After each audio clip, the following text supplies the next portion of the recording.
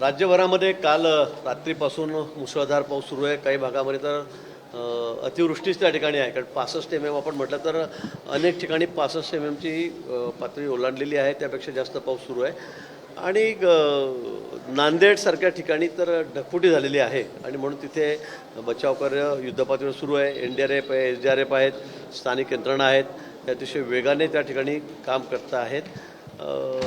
काही गावामध्ये काही लोक अडकलेली होती, त्यांनाही बाहेर काढण्यात आली आहेत. 4-5 लोक जवळपास बेपत्ता आहेत. अजून नक्की सांगता येत नाहीत, त्या घरामध्ये का तिथपर्यंत जाता येत नाही आणि म्हणून त्यांचंही शोधकार्य सुरू आहे. आता isakal.com आहे देशातील नंबर 1 ची मराठी न्यूज वेबसाईट. प्रत्येक अपडेटसाठी isakal.com ला नक्की भेट द्या. त्याचबरोबर जनावरं जी आहेत, बकऱ्या असतील, गायी असतील, जवळपास 200-250च्या वर ही काही पावसामध्ये वाहून गेलेली आहेत आणि नांदेडमध्ये सगळे आम्ही लक्ष ठेवून आहोत.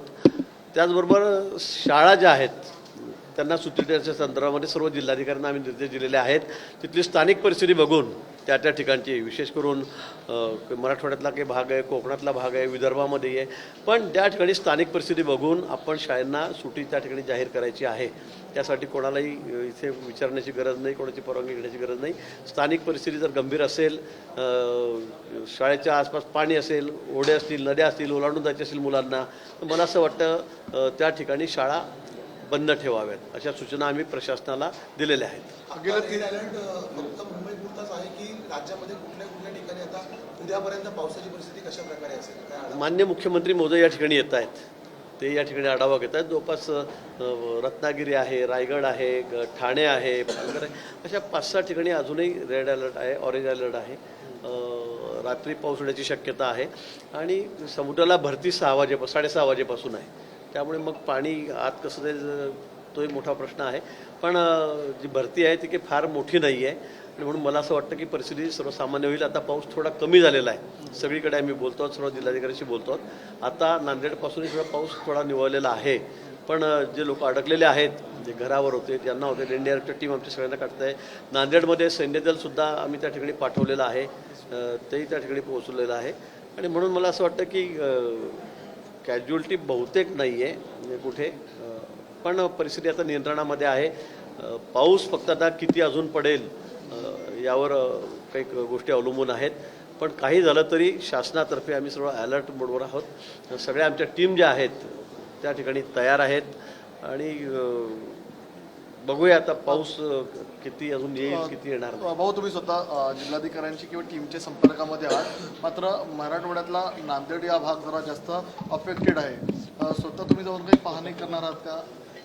मला वाटतं विमान सेवा पण ओढण्यात आलेली आहे. मोठी विमाने उतरत नाही आहे पावसामुळे मुंबईच्या एअरपोर्टवर. जर विमान त्या ठिकाणी जाऊ शकत असेल, नांदेडची परिस्थिती बघून घेऊ, पावसाची काय नाही. मी तेच बघतोय. मी त्या अथॉरिटीसुद्धा बोलतो आहे की लहान विमान तिकडे जाऊ शकेल की नाही, इथून उडू शकेल की नाही, त्या बाबतीमध्ये आम्ही बोलणं करतो आहे.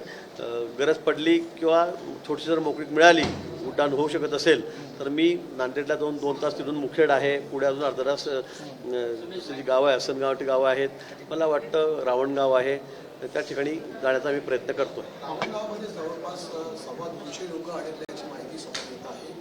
सध्या तिथली काय परिस्थिती? रावणगावमध्ये 250-250 लोक अडकलेले होते. चारी बाजूने पाण्याचा वेढा होता, त्यातले जवळपास 125-150 लोक काढले गेलेले आहेत. अजूनही NDRFची टीम सगळे त्याच्या बोटी वगैरे घेऊन त्या ठिकाणी लोकांना त्या ठिकाणी काढतायत.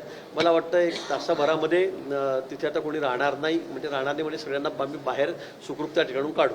शेवटचा प्रश्न आहे की 2 महत्त्वाच्या गोष्टींची प्रतीक्षा लोकांना आहे. ज्या लोकांना स्थलांतर केले जातं त्यांच्या राहण्याची व्यवस्था, त्यांच्या खाण्याची काही व्यवस्था सरकार करणार आहे का? सर्व कार्य कशा प्रकारे ज्यांना स्थलांतरित करावं लागतं आहे, केलेलं आहे, त्यांची सगळी राहण्याची व्यवस्था जवळच्याच शासकीय इमारतांमध्ये, शाळेमध्ये, महाविद्यालय, खाजगी शाळा सरकारी असतील त्या ठिकाणी करत आहे. स्थानिक प्रशासन सर्व अलर्ट मोडवर आहे. पोलीस यंत्रणा आहेत, प्रशासकीय यंत्रणा आहे, तहसीलदार, BDO हे सगळेच त्या ठिकाणी लक्ष घालून आहेत.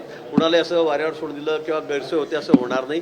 जेवणाची, राहण्याची, त्याची सगळी व्यवस्था जी आहे, कारण त्यांची घरच पाण्यात बुडालेली आहेत अनेक जणांची, त्यामुळे कोणी काळजी करायची नाही. जेवणाखावण्यापासून, राहण्यापासून, काय चादर काय लागेल त्यांना ओढायला सगळ्या व्यवस्था प्रशासनाच्या माध्यमातून मी करतो. Okay, thank you.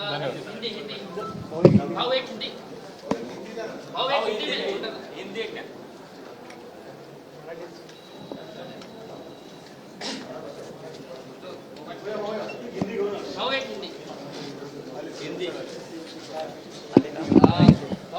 क्या परिस्थिति है आप लोग आज स्टेट ट्रस्ट मैनेजमेंट में पहुंचे हुए हैं, क्या परिस्थिति है बताइए। साथ ही नांदेड़ में क्या परिस्थिति?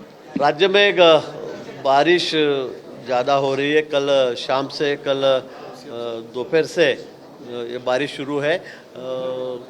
5-6 डिस्ट्रिक्ट ऐसे हैं जहाँ पे रेड अलर्ट है, ऑरेंज अलर्ट भी 6-7 जगह है और बारिश ज़्यादा हो रही है। जैसे उसमें नांदेड़ शहर जो है, नांदेड़ डिस्ट्रिक्ट जो है, वहाँ पर ज़्यादा बारिश हुई है।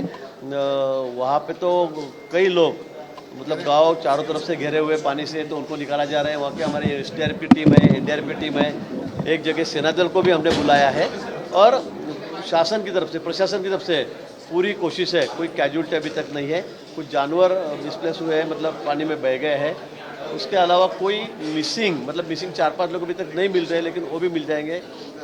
उनकी भी खोज जारी है और प्रशासन की तरफ से, शासन की तरफ से हम पूरे परिस्थिति पे ध्यान रखे हुए हैं। कोई जहाँ भी लोग अटके हुए हैं उनको बाहर निकाल कर अच्छी जगह, सुरक्षित जगह पहुँचाया जा रहा है। उनके खाने की, रहने की व्यवस्था की गई है। देश विदेशातील प्रत्येक घडामोडींचे लाईव्ह अपडेट मिळवण्यासाठी आता साम टीव्हीच्या सर्व सोशल मीडिया प्लॅटफॉर्मला लाईक, फॉलो आणि सबस्क्राईब करा। तसंच सर्व नोटिफिकेशनसाठी बेल आयकॉन प्रेस करायला विसरू नका।